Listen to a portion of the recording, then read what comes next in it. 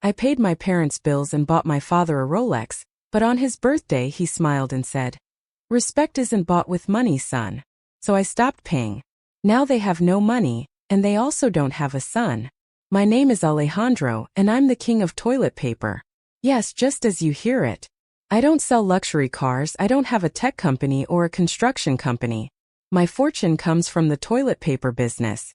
My factory produces tons of rolls a month, from the cheapest, which feels like sandpaper, to the premium, with triple layers and chamomile scent. During the pandemic, while everyone was suffering economic crises, I doubled my income. But for my parents, that has no value. 4 years of university for this? My father would say with a mocking smile every time someone asked him what I did for a living. My son is a great businessman. Every day thousands of people think of him. Right when they're in the bathroom, my mother would joke, laughing. My older brother Javier, who worked at a bank, barely earning enough to live, also had something to say. "Alejandro, admit it, you're a millionaire thanks to the world's bathrooms." Everyone found it funny, but when they needed money they forgot the jokes. When my parents couldn't pay the mortgage, I paid it. When my mother wanted to remodel the house, I paid. When Javier got into financial trouble, I helped him. I never denied them anything. But every time they talked about my work, they did it with a mocking tone, as if my money was worth less because it came from something they considered insignificant. I remember when I bought my father the Rolex, his lifelong dream, a gold watch, one of those you look at and feel powerful. "But what is this?" he said, surprised when I took it out of the box. A gift, Alejandro. "This costs a fortune. Where did you get so much money?" "From the business, Dad." "Ah, right, toilet paper," he murmured with an ironic smile. I took a deep breath. "If you don't like it, I can return it." He looked at it for a few seconds and put it on his wrist. "Well, since you bought it." He accepted it like they always took my money but never my respect. A year later, we were at a restaurant celebrating his 60th birthday. I had paid for everything. The room, the dinner, the wine, the live music. Nothing cheap, all luxury. My parents were surrounded by friends and family, everyone laughing, enjoying the food. And then came the moment of the toast. My father stood up with his glass in his hand, smiling. "I want to make a special toast," he said loudly. Everyone fell silent. I smiled, waiting for some words of gratitude. But instead my father said, "Let's toast to my son Alejandro, who thinks throwing money at us will make us respect him more." And everyone laughed. I felt a knot in my stomach. "Excuse me?" I asked, thinking I had misheard. My father took a sip of wine and patted me on the shoulder. "Don't be angry, son, it's just a joke." "Yeah, brother, don't be so sensitive," Javier said, laughing. My mother nodded. "You know how your father is, he likes to joke." I looked at everyone at the table. They were laughing, enjoying themselves, oblivious to what those words really meant. I had given them everything. I paid for their house, their luxuries, their dinners, and yet I was still a joke to them. I put my glass on the table and stood up. "If my money means nothing to you, then I guess you don't need it anymore." Silence fell over the table. "What do you mean?" my mother asked with a tense smile. I put on my jacket and looked at my father. "It means you won't receive another penny from me, starting today. You will pay your own bills." Javier laughed. "Come on, don't be dramatic." "It's not drama, it's reality. If my money doesn't give you respect, it won't give you comfort either." My father slammed his glass on the table. "So you're going to abandon us just because we made a joke?" "No, Dad. You abandoned me a long time ago when you decided my success wasn't worthwhile." And with that I left. I walked out of the restaurant, got in my car and sat in silence. I thought I would feel anger, sadness, or disappointment. But you know what I felt? Relief. For the first time in years, I didn't have to save anyone. I didn't have to worry about paying bills that weren't mine, about fixing my family's problems, about listening to them laugh at me while they accepted my money without hesitation. That night I slept better than ever. The first few days after my decision were quiet. Nobody called me, nobody wrote to me. It almost seemed like my family hadn't noticed anything. But then the problems started. The first message came a week later. It was from my mother. "Mom, son, you forgot to make the transfer this month." I ignored the message. A few hours later, another message. "Mom, Alejandro dear, we're a little short on money this month." If you can send it soon, it would be a great help. I smiled ironically. Short on money, of course, because they were used to me fixing everything. 2 days passed, my mother didn't insist anymore. But then my brother Javier appeared. Javier. Mom is worried, she says you're not answering. What's wrong with you? I didn't answer. Javier. Stop playing the offended, it's not a big deal. I couldn't contain myself anymore. I'm not offended, I just decided I'm not going to support you anymore. Javier, what? It's a joke, do you see me laughing? There was a long pause. Then his reply came. Javier. You're crazy. You're going to let our parents go through hardship just because you got upset over a toast. I'm not going to let them. They are going to take charge of their own lives as responsible adults. Javier didn't reply anymore that night. 2 weeks later, my parents began to notice what my absence really meant. My mother's car payments were delayed, the gas bill wasn't paid, the bank called asking about the mortgage. And then my mother did what she did best, tried to manipulate me with guilt. She called me just when I was at the office. Alejandro, son, please, we need to talk. I sighed. Tell me, Mom. I don't know what's going on with you, but enough time has passed. I miss you, dear. Why don't you come for dinner on Saturday? No, Mom, I'm not going. Please, son. Her tone was sweet, almost pleading. Let's forget what happened. Yes, come home, let's have dinner together. I knew perfectly well what she was doing. She wanted to make me feel guilty, to lower my guard. It's not about what happened at dinner, Mom. It's about you using me for years, and I'm not going to allow it anymore. Silence. Then her tone changed. Alejandro, how can you say that? We are your family. Yes, but you only see me as an ATM. And ATMs run out of money too. And I hung up. I knew this was just the beginning. I knew they wouldn't stop. People who get used to receiving everything effortlessly never give up without a fight. And indeed, 2 days after my mother's call, the next phase began. The attack from all fronts.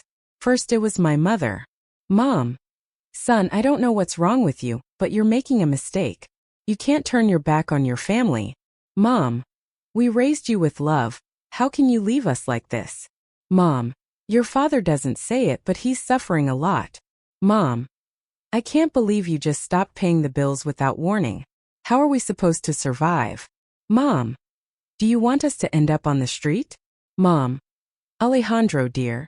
Doesn't it hurt you to know that we're here at home in the dark because the electricity was cut off? I ignored the messages.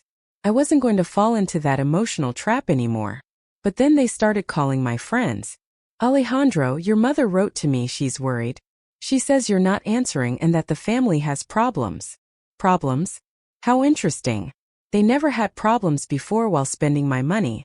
Look, I don't want to interfere, but maybe you could help them a little more. They are your parents. I hung up. I wasn't going to listen for another second. And then they did what I hate the most, they tried to use the family against me. Aunt Carmen. Alejandro, what's going on? Your parents are desperate. Aunt Carmen. Look how much they've done for you. Aunt Carmen. Son, they're older, don't be resentful. Aunt Carmen. Your mother told me that now they don't even have internet. How are they supposed to look for a job if they can't even send a resume? Aunt Carmen. Do you expect your father at his age to go out looking for work like a poor laborer? Is that what you want? I blocked her number. I knew she didn't care about my parents, she just liked the drama. But the worst was yet to come. One afternoon while I was coming back from work, I saw an unknown number on my phone. I don't usually answer, but this time something told me to. Yes. Alejandro. It was Javier and he sounded furious. What do you want? I want to know when you became a heartless egotist. I smiled ironically. Oh, right, now I'm the selfish one. What else? You're making Mom and Dad suffer. They're on the verge of collapse. And all because you decided to throw a tantrum. It's not a tantrum, it's a limit. Limit? You're ungrateful. Why? For not wanting to continue being your ATM? For leaving them in this situation without warning. You didn't even have the decency to prepare them for this. I laughed in disbelief. Prepare them? Javier, they're adults. Why would I have to prepare them to pay their own bills? Because they've never done it before. You took advantage of them and then left them helpless. I put a hand to my face. The level of absurdity was incredible. So, according to you, it's my fault they decided to depend on me? Of course. How do you expect them to get used to living without your help if for years you gave them everything? Well, Javier, I guess they'll have to learn fast now. There was a tense silence and then he dropped the phrase that changed everything. If Dad ends up in the hospital because of the stress you're causing him, it'll be your fault. I laughed then because they had finally run out of strategies and were using the last card, guilt. If Dad ends up in the hospital, Javier, it will be because he never learned to manage his own life. And I hung up. I knew this wasn't over yet. I knew they weren't going to stop. They had gone from emotional blackmail to manipulation, and now there was only one option left. Public humiliation. Exactly 1 week passed since Javier's last call when it happened. I was at a coffee shop with some colleagues when suddenly my phone started exploding with notifications. Message from a friend. Bro, what's going on with your family? Message from a former college classmate. Alejandro, did you seriously abandon your own parents? Message from a partner. I saw a post about you on Facebook. Call me. I frowned and opened the social network. And there it was, a public post from my mother. It's sad when a child forgets his family. We gave him everything. And now he repays us by leaving us in misery. We don't know how we're going to pay the rent this month, and the bank is already threatening to take our house. We never thought our own son would turn his back on us like this. We only ask for a little help and understanding. If anyone has a job for 2 elderly people who have worked their whole lives, please help us. God bless you. Small blue diamond. And the worst, more than 200 comments and hundreds of shares. What a horror. How can there be such heartless children? And he thinks he's a successful man. What a shame. Tell me who he is so I don't buy a single product from his company. I hope life makes him pay for what he's done. My own name wasn't in the post, but everyone knew who they were referring to. I took a deep breath and laughed.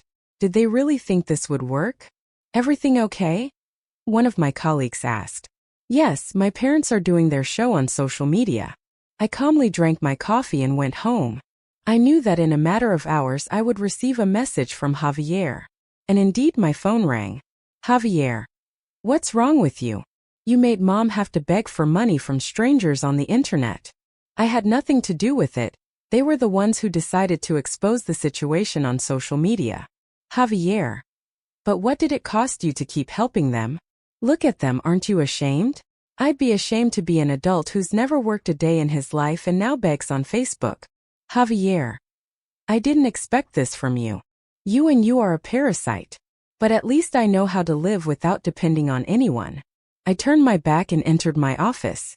I knew that was the last time I'd see him. Months passed. During that time my business continued to grow. I traveled, enjoyed my life. I focused on what really mattered. One day, while checking my email, I found a message from an unknown number. It simply said, "I hope you're okay, Mom." I read it. I thought about everything that had happened and deleted it without replying. Because for the first time in my life I felt completely free. But the story didn't end there. A month later, at a meeting with partners, one of them looked at me curiously. Alejandro, what happened to your family? I looked up from my drink. Why do you ask? He took out his phone and swiped the screen to show me a post on social media. My parents had tried again. They were asking for money. Only this time they didn't mention my name. Now the story was that a successful businessman had turned his back on them, and they were living in misery. It was ridiculous. They were adults capable of working, but instead they continued playing the victims. I took a deep breath and smiled. Nothing to worry about. They just learned to live without me, in their own way. I didn't look at the publication twice. I didn't care. Because now I was finally free. After everything that happened, I decided to share my story on Reddit. Not because I needed validation, but because I wanted to let it out. Writing it all down helped me see it clearly. But what I didn't expect was the massive reaction. Thousands of comments, divided opinions. Some supported me, others hated me. Some said I was brave, others that I was heartless. And although I no longer felt guilty, reading those words made me reflect.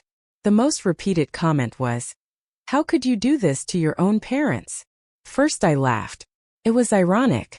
The real question should be, how could they do this to me? How could they mock me for years while spending my money without a problem? How could they try to forge my signature to put me in debt even more? How could they resort to manipulation, public humiliation, and guilt just to continue depending on me? But of course, for the world, a child should always help their parents, no matter how toxic they are. Another comment said, "You could have given them some money, and you would have avoided all this drama." Yes, of course, because giving in once means they will never take advantage of you again. That's what I did for years. I gave and gave and gave, always thinking that at some point they would see me as something more than their source of income. But they never did. Because when people see that they can exploit you without consequences, they never stop on their own. There were also those who said, "Your parents are old, they couldn't find work easily, you left them on the street." False. My parents weren't disabled, they weren't sick. They simply never tried to do anything on their own. They never needed to because I was there to save them. When I finally forced them to face reality, they found a way to survive. Because they could always do it. But the comment that impacted me the most was a simple one. "Do you regret it?" I didn't answer immediately. I stared at the screen reflecting. And then with absolute tranquility, I typed my response. I regret not having done it sooner. Because now, for the first time in my life, I was free.